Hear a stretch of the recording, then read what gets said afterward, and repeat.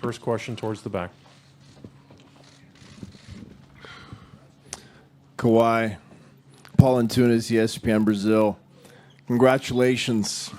I'm just wondering, when you first got traded to Toronto, what went through your mind? Was it one of your preferred destinations? And how did your feelings evolve or change during this run, and how do you feel now? I mean, we all know where my destinations were. But obviously, you know, like I said, when I was there on my opening day meeting, that, you know, I was focused on the now. And, you know, I wanted to make history here. And that's all I did. I just, you know, I'm still playing basketball no matter what jersey I have on. And the guys here been, you know, making runs in the playoffs before I came. So I know they're a talented team. And, you know, I just came in with the right mindset. Let's go out and win ball games. I text Kyle probably a day later or the day that I got traded and told him, let's go out and do something special. I know your best friend left. I know you're mad, but, you know, let's make this thing work out. And we're here today. Mark here in the third row. Kawhi, Mark Schwartz, ESPN. Wondering what went through your mind when Steph Curry had that look, and whether you thought that the game could be in their hands at that moment, and also your thoughts on when Klay Thompson went down with that injury. Well, first, I'll start with Klay. You know, I hope he's okay.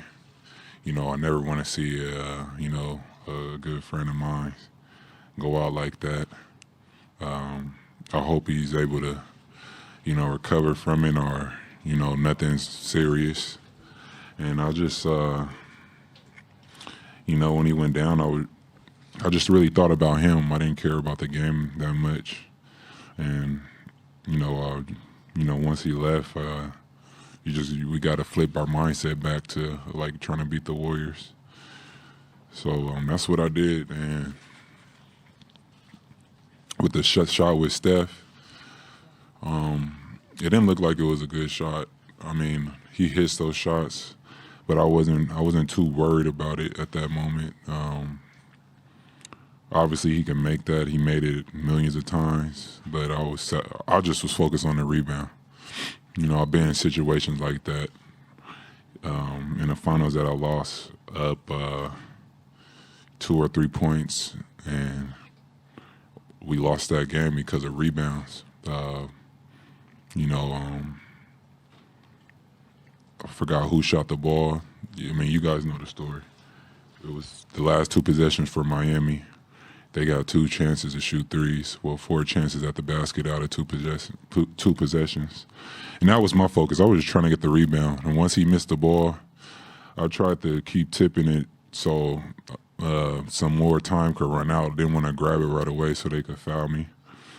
And Draymond ended up with it with 0.9 seconds and called a timeout and kept moving from there. Reed in the back. Kawhi, Reed Forgrave with CBS Sports, straight ahead.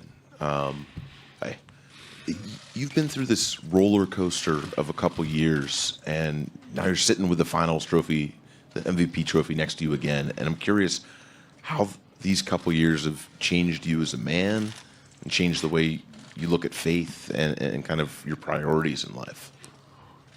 Well, just the year last year, you know,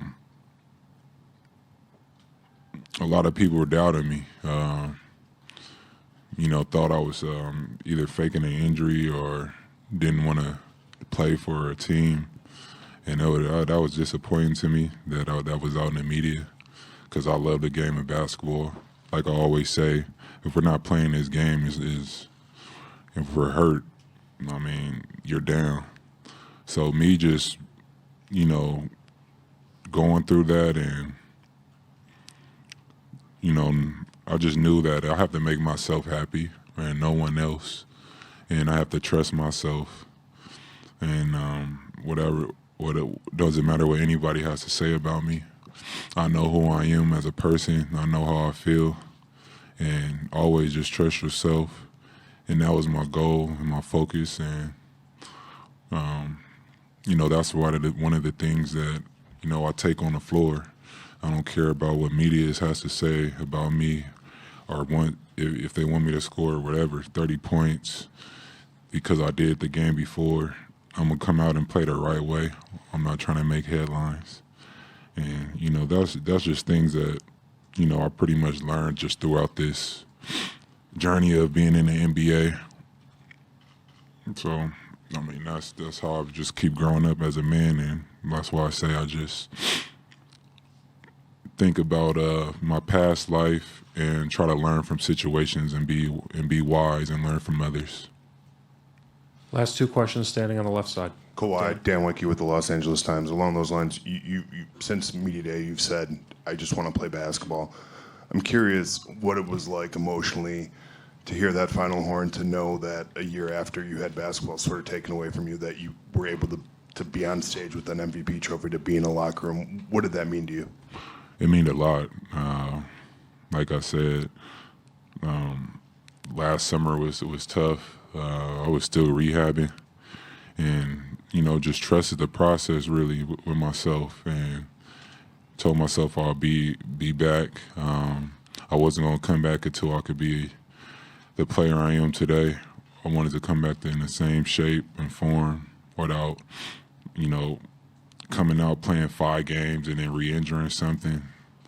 I wanted to be able to play the season, or what I did this year. I wasn't able to play 82, but I'm happy that I got to the 60 games. But just be able to win this championship this year is just something special for me, because how the last year everybody was looking at me, and I stayed true to myself, and I had a great support system. And once I got here to Toronto, they understood everything, and the move kept moving from there. Last question standing in the back. Martenzie Johnson, the undefeated. You're obviously known as someone known for their defense. How special was it to receive the MVP award from Bill Russell? It was very special. Obviously, I didn't come out in this series trying to win it. It was a whole group collectively. Tonight, Fred played amazing in that fourth. Kyle played amazing tonight throughout the whole game. Pascal played big. And, I just kept striving and, pushing. And, I ended up with the trophy, but everybody deserves it. Thank you, Kawhi.